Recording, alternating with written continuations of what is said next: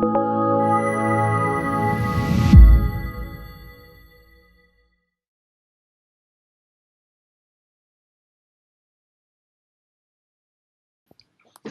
I'm Jacob Hornberger, president of the Future of Freedom Foundation, and this is this week's issue of the Libertarian Angle, the show that brings you the libertarian perspective, the pure libertarian perspective on what's going on in the world. For more information, you can come to our website at fff.org, where you get to read every Monday a weekly article by my co-host, Richard Ebeling. Richard, good to see you again. Good to see you. Starting a new week. Yeah, Richard, we might as well talk about the trade war that's upon us again. Looks like China has upped the ante. At first, it looked like they were just going to do a sort of a token retaliation for Trump's tariffs, as we might call them. And but suddenly they came out with all guns blaring and said that they were going to match Trump's tariff war tit for tat. And what's fascinating is that they're targeting him politically. They're targeting farmers that are in states that voted for Trump. Now you have the reaction of those farmers, soybean farmers and others, who are going to be drastically impacted adversely with China's retaliatory efforts. And now Trump himself has said, okay, well, now you want to play that game, I'm going to up the ante even more. So here we go, Richard. I mean, classic trade war. And who are the victims in all this? The victims are the American people, our freedom as well as our prosperity. What do you think? Well, I think that you're absolutely right. But this is the same type of situation and the same type of warnings about which free traders have been giving, well, for 200 years practically, even more if you want to count since the time of Adam Smith and his famous book, The Wealth of Nations. Trade is always mutually beneficial. You have a buyer and a seller, and they each are willing to interact with each other because each believes they will be better off. When I buy a copy of today's newspaper, to the extent that I buy newspapers anymore instead of reading them online, but you'd go to the corner store and you'd buy a newspaper, and you'd put down, let's say, your $1.25 for today's copy of the Wall Street Journal. That's because you value the news in the paper more than what $1.25 could buy you on something else. And the news agent who sold you the newspaper valued more highly what $1.25 would enable him to purchase than giving up one of the copies of the newspapers he has for sale that day. It's mutual benefits from trade. And we all benefit from a global as well as a regional and a local division of labor, where we each specialize in what we're respectively and comparatively best at, trade our own particular relative specialization for all the other goods and services that others can do absolutely and comparatively better than ourselves, to have a higher standard of living, the availability of goods, the quality of goods, the price competitiveness of goods, than if each of us more narrowly tried to be self-sufficient economically, that is, making things at home. Now, home could be the literal sense of trying to be self-sufficient by yourself in personal isolation, or even the semi-isolation of everybody in the same town only trading with each other, or people in the state only trading with each other, or the people only within a country trading with each other, as opposed to the benefits and the gains from a globalized international division of labor where we ignore political boundaries and we ask, who in the world can do something for me that I desire better than if I made it myself or bought it from someone else who cannot do so as competitively in terms of either price or quality. Now comes along Donald Trump, and he certainly is not the first, and tragically he won't be the last, who says, oh, the Chinese somehow are taking advantage of us. And how does he define taking advantage of us, Jacob? He says, look at the trade deficit. We buy, he throws out this number, $500 billion more from them than they buy from us. And this somehow shows the disadvantage. It is no more the disadvantage. And when we've discussed this on the show before, I've used this kind of example, so I apologize for repeating myself.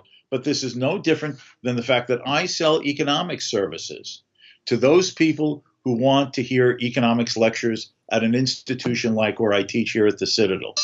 And the fact is that while they buy my teaching services. Chances are I spent part of my money hardly at all on the specific particular goods that they or the students' parents produce. So those parents have a balance of trade deficit with me. They buy more of my stuff, econ lectures, than I specifically spend back on the particular goods that they are offering. On the other hand, I have trade deficits with others. The food that I spend more on food at the local supermarket where I regularly do my shopping than any of those employees in that store probably ever spend on listening to an econ lecture of mine or reading something that I've written. So I have a balance of trade deficit with them. I buy more of their stuff than they buy of mine. But then if you take the entire, in a sense, the balance sheet of all my spendings and all my revenues of lecturing, writing, speaking, and I compare that with all of my dollars spending on other people's goods, the balance of the balance sheet balances at the end of the day. It has to. Either I draw upon savings of income in the past or someone lends me money. But then that means I have other balance of patterns with them. At the end of the day, the balance of trade balances. And he's just being absurd about this. In fact, if we could bring back from the dead some of the famous protectionist mercantilists of, let's say, the 1600s and 1700s, they would blush with embarrassment and how stupid Trump's ideas on these things are, even in comparison to their old ones. Because even at least the sophisticated mercantilists of those earlier centuries understood that you look at your overall balance sheet, my total spending and my total earning of income, and see how they balance at the bottom. Not, well, do I have a balance of trade balance with my grocer, with my shoe store salesman? I mean, this is absurd. And this is what Trump is doing. And on the basis of this, he's undertaking a policy that, Jacob, could have disastrous effects on our everyday quality of life. Now, everybody has the impression that we buy everything from China. The fact is, if you look at the international statistics, trade statistics for the United States and the rest of the world, we import approximately 20% of our imports from China, which means 80% of our imports come from other places. But 20% is large. But if we get into this trade war with them, this is going to make a large number of everyday goods and services and a variety of resources and raw materials that American manufacturers use in their production activities far more expensive. And now the Chinese are retaliating, which means that American export sectors and all the people's jobs connected with it, you mentioned the soybean growers in the Midwest or the hog growers, because the Chinese buy a lot of pork from us, and a variety of other services and commodities. All of them are going to be hurt as the innocent bystanders of Trump's war on China. All this does is create an immense harm for both us and a lot of innocent people in China who are just like us, trying to get by and earn a decent living as best we can in a market. And all of this because Trump has this delusional notion of saving jobs that he thinks should be saved. He's just another version of the social engineering microeconomic planner who says, we need to save steel jobs. We need to save those jobs. We need to save this kind of jobs. When he presumes to know where people should work and whom they should trade with and how they should invest. In other words, he wants to control our lives in these little microeconomic ways of planning, directing, regulating, protecting, taxing, the same way Obama was doing. Only the beneficiaries of Obama's policies versus those who are harmed are just different individuals of harm and benefit. But the logic and the principle is the same. It is the mentality of the economic planner and the social engineer. And it's going to harm a lot of people in the process, just as all planning and micromanaging by the government always does. Yeah, you raise a lot of good points. Richard, you and I have been raised under the so-called war on poverty, the whole welfare state concept, Right. that the solution to poverty is for the state to confiscate money from the rich and of course the middle class too, and then to give it to the poor, that this was going to be the real solution. Well, it's been a disaster. I mean, what they've really done is really attack the poor because, as you know, one of the ways that you raise people's standard of living is through capital accumulation. That when you make people when you allow people to be more productive, that means that there's now more money, more wealth, real wealth, to pay higher wages, and that's the way standards of living can rise, through savings, through capital, through making people more productive. And when you've got a welfare state that attacks capital, that attacks savings, that's going to diminish the standard of living. But another way, a key way to raise standards of living is through trade. Just simply people entering into economic transactions with one another. And it's so fundamental, so simple. I think most people instinctively know this, that when they go out and they go to the grocery store or they go to the service station, they buy gasoline, they're giving up something they value less for something they value more. And when you do that, your standard of living rises because you're giving up something you value less, you're getting something you value more. So that standards of living can rise just through the simple act of exchange. Now, the corollary of that, then, is that whenever government interferes with this process, the government is lowering your standard of living. And that's what Trump's doing. He's lowering people's standard of living. Now, this whole notion of a trade deficit is so ludicrous. I mean, the best thing that could ever happen to Americans, or at least one of the best things, is to stop publishing statistics on the so-called trade deficit. I mean, as you point out, how many people calculate the trade deficit on a daily basis? When you go to the grocery store, how many people sit there and say, well, the grocery store owner here isn't buying my services and I'm spending money in his establishment. There's a trade deficit here. I think I'm going to run to the government, President Trump, to do something about this. Or take Virginia and Florida. I mean, there's a lot of Virginians that go down to Florida. They go to Disney World. They like the warmer weather. I don't know what the trade deficit is, but I assume that Virginians spend more money in Florida than vice versa. But notice no one cares. Nobody thinks about it. But all of a sudden, boy, you put things in the international arena and everything changes. Oh my gosh, the trade deficit between China and the United States. It's really no different from the trade deficit between Virginia and Florida. It is irrelevant. If people didn't know what the numbers were, nobody would care. The only thing that matters is that as consumers, we have the best chance of raising our standard of living the more people are offering us goods and services in exchange. And if a government is subsidizing an automobile and saying, here, you can have this Toyota at half the price that you ordinarily would have, well, that's unfortunate for Japanese taxpayers, but for Americans, this is fantastic. Wow, a car that's costing 50% less, that frees up the other money to go out and do other things. But the important thing is that to have the U.S. government and President Trump stay out of it. If other governments are doing bad things to their citizens, that's unfortunate. But what we have to do is lead the way here and show that the solution to this is not to do the same thing over here in retaliation. Don't have government, impose controls on the American people. The best thing we can do here is to liberate trade. Free trade, unilateral free trade. Just drop all of our trade restrictions and liberate the American people to buy and sell with whomever they want anywhere in the world. That is one of the two keys to raising standards of living. Yeah, I'd like to just look with a few points. First of all, that there was an economist named MacLeod, a British economist in the late 19th century, and he talked about these ideas of retaliation. And he used the examples, let's suppose that France imposes a trade restriction or barrier on British goods. What should Britain's response be? Well, one is to retaliation, like Trump has said, well, the Chinese do this, so I'm going to respond and do that. His metaphor was, imagine that France slaps us on the face. What is our response? To slap ourselves on the other cheek even harder. Ouch, by the way. Ouch. Ooh, I was too literal there. But the other thing here is that if the Chinese choose not to spend all of the dollars they've earned by selling us goods back in the United States on our finished consumer goods, what do they do with the dollars not spent in that way? Well, let me suggest there's only a variety of things that they could do.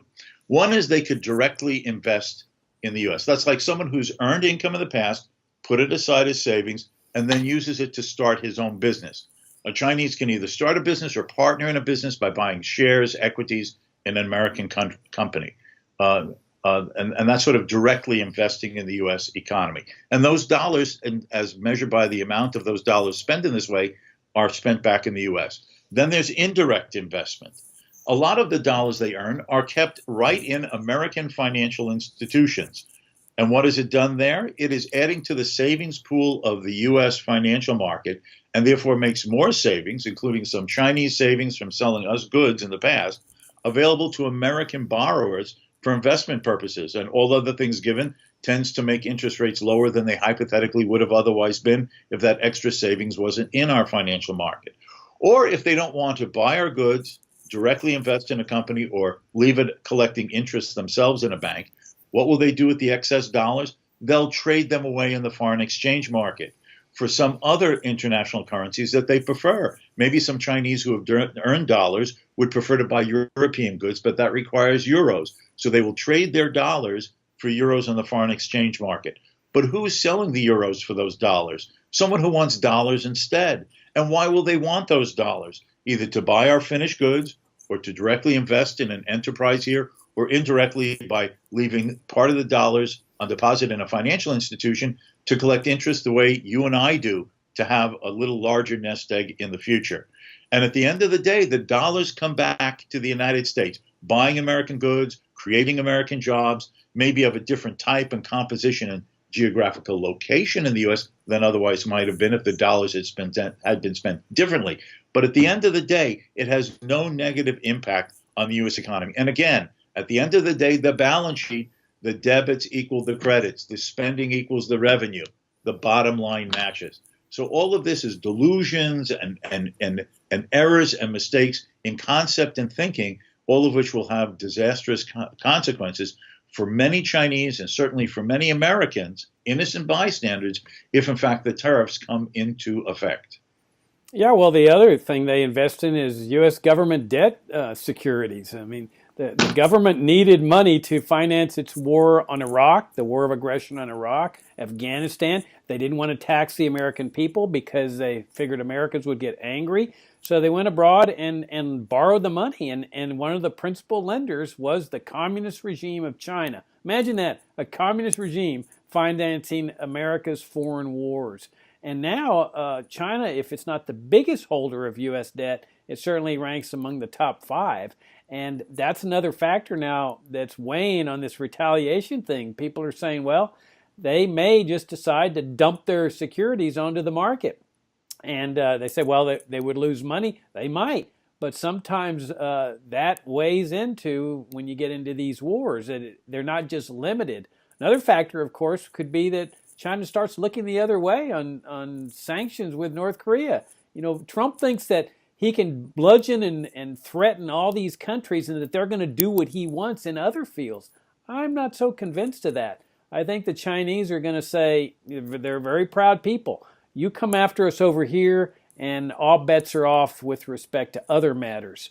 The other weird thing about this, Richard, though, is that, that Trump points to the fact that when American businesses, technological businesses, go into China, the Chinese government imposes restrictions as a condition of doing business in China. Okay, it's a big market in China. American businessmen stand to make a lot of money. But China says, okay, you share your technology with us. And Trump says, well, this is highly unfair. This shouldn't happen. Well, what business is that of his? I mean, who appointed him the trade representative for American businesses? American businessmen know how to operate their businesses. They can decide for themselves whether the conditions that the Chinese government are imposing are onerous, so onerous that they say, well, we'll walk away from this. But they're intelligent enough to make their own decisions. This picture where the president is sort of like an agent of American businesses is just really bizarre. I mean, that is not his role as president. Nobody nominated or elected him to be the official trade representative for American businesses, where he's out there negotiating and bludgeoning other countries for the benefit of American businesses. The fact is the government has no role in economic activity at all, no role in trade. And finally, Richard, the other factor of this is that what Americans need to recognize is that not only is this an attack on their prosperity, it is an attack on their freedom. I mean, that's the most important aspect of this, is people have just lost the concept that they have a right This is the kind of right that Thomas Jefferson talked about in the Declaration of Independence, a God-given right, a natural right to buy and sell with whomever they want. It's our money. It doesn't belong to the government. It doesn't belong to Trump. We decide what to do with our own money. That is a natural God-given right, and that's the right that Trump is destroying in the name of trying to get the Chinese to stop imposing controls over in their country. You know, your point about what the Chinese demand in terms of an American company investing in China in terms of proprietary information. The fact is, we enter into contracts all the time where if we are to successfully do so, we must give up degrees of confidentiality. For example, I know you know this. My wife and I have just recently purchased a house.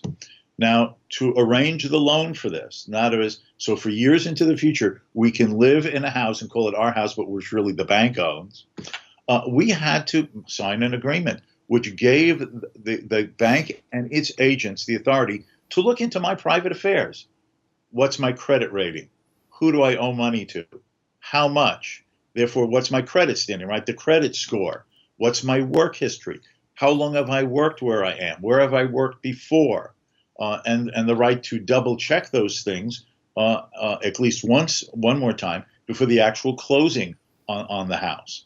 All of these are, in a sense, violations of my privacy. They know my history. They know my financial circumstances in great detail, a whole variety of people who work for them, even in their context of confidentiality agreements with their employees of what they're not supposed to share or take advantage of. But I've been made, in many ways, an open book because of wanting to buy a house. But those are the terms if you want to deal in a certain market transaction. You either take it or not. If I didn't want my privacy in these ways to be pried into, I would have walked away from buying a house. Now, it's the same thing. If an American company chooses to do business in China, and I know people say, oh, it's 1.3 billion people. How can you pass up on a market like that? Well, that's a trade-off you make.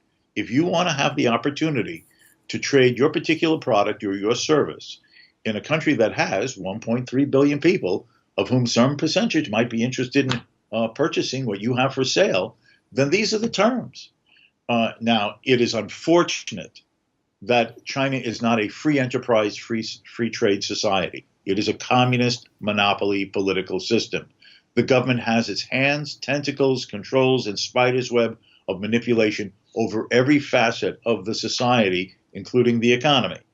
And there are very few companies in China that do not have the government's little pinky attached to it in some way, shape, or fashion.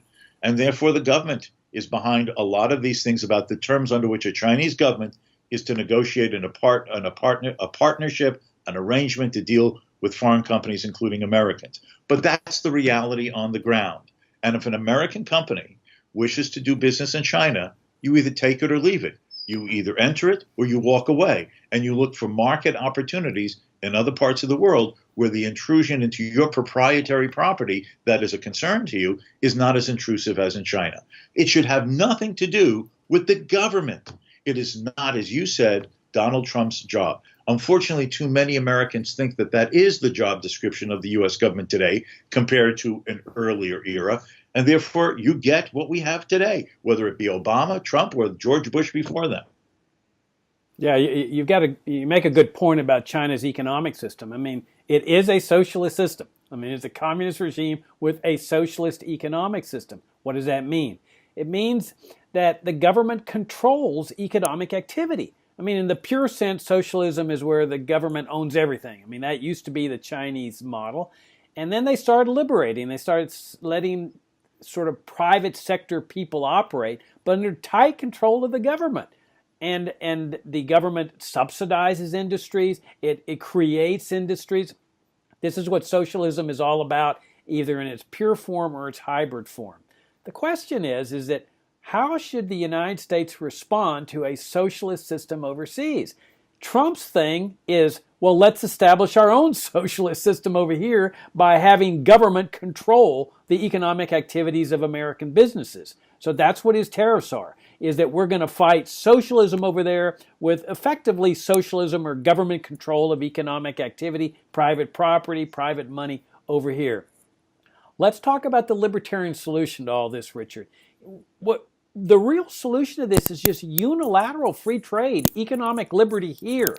That's how you fight socialism overseas, not by copying their model of control to retaliate against their control, but through economic liberty, free trade here at home. That means unilateral free trade. That's the best thing that could ever happen. You don't need a NAFTA, you don't need a CAFTA, you don't need all these negotiated trade agreements. All you do is just liberate the American people, free the American people, drop all tariffs, drop all embargoes, all sanctions. Just liberate the private sector of Americans to travel and trade anywhere in the world. Will they be trading in nations that don't follow that model? Absolutely. But they then can make their own decisions, as you point out. If they don't like the terms of the deal in a particular country, they don't have to open up any kind of operations there. They can just walk away and go elsewhere, or not go anywhere at all. But the idea is that you lead the world by example, and that example is liberty. And the only way you can achieve liberty is through unilateral free trade and economic liberty here at home. All that unilateral free trade means, that seems like a loaded term in the ears of some people. All it means is that individuals are to be left free from the intrusion of the government in making their own personal, private, and voluntary economic decisions. I decide whether I want to buy fruits and vegetables from some local growers here in South Carolina where I live, or do I want to buy some fruits and vegetables that are offered either in an equal quality but a lower price or a better quality from a neighboring state or another country around the world in the determination of how I spend my income. All it means is the government gets out of the way and individuals are left peacefully and voluntarily to enter into the transactions and trades and associations that they view will improve the quality of their life and their financial status to the best possible under the circumstances for themselves and their families and all other those they care about. That's all it means. Get government out of the way and let other people follow it. If I could just use one more example. After the free trade movement succeeded in Great Britain in the 1840s, the famous head of it, Richard Cobden, gave a lecture saying that at one point in the movement for free trade in the 1830s, they stopped asking that other countries follow free trade. All they focused on was Great Britain. Why? Because they said that if they gave their support to advocates of free trade in other countries, the enemies of free trade in those other countries would say, see, you're just an agent for the British. You want the British to take advantage of us. So we took the attitude, Richard Cobden said, we're merely concerned with getting our house in better order of individual liberty and free enterprise and free trade, and establish that goal and use us as a model to inspire others without those others' enemies using us in a campaign against freedom in those other lands. Do the Chinese do a lot of bad things? Yes. A lot of people do a lot of bad things around the world.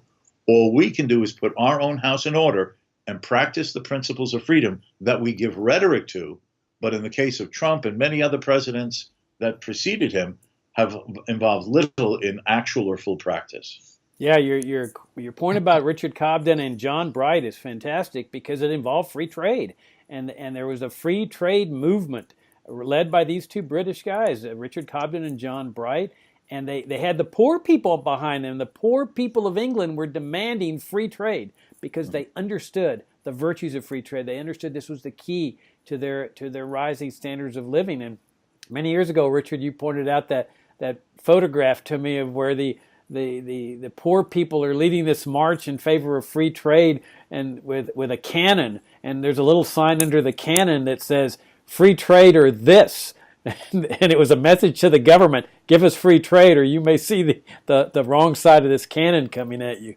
Right. Now, the best policy always is the practicing of freedom. It is hubris and arrogance to not only governments to presume that they have this knowledge and wisdom ability to plan our lives, but it is a presumption on our part, the citizens, to think that we don't have the capacity to make these decisions for ourselves and to default and turn them over to the hands of others. It is better to practice freedom for yourself. And even when you make mistakes, errors, and omissions, and you wish you could kick yourself in the behind after the fact, it is better to learn from your own mistakes as you perceive best and then move forward than to hand this power over to the government when they're far away, know nothing about you as an individual, and have other things to fry that have little to do with your actual interests and desires. All right. On that great note, we got to wrap it up. Richard, I enjoyed the conversation as always, and look forward to seeing you next week. Till next time. Oh, wait a minute. May not. Well, we'll play by ear. May not be able to make it next week, but possibly so. I'll keep you advised. And thank you all for tuning in. Come to visit our website at fff.org. Richard's got another great article on paternalism today in our FFF Daily and on our website. And we'll look forward to seeing you all next week.